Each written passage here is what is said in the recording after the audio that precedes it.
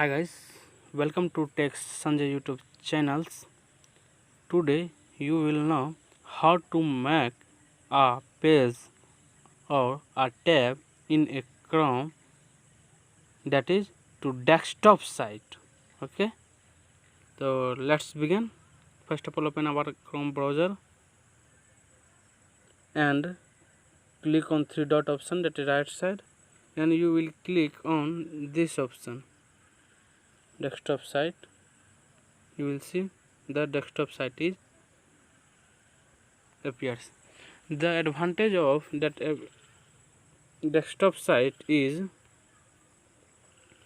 if you if you want to open another website or whatever you want to, bloggers.com, that is looks like a desktop in mobile. Okay, in mobile, if you open a website, it looks like a desktop site. Okay, that is the advantage. Thank you.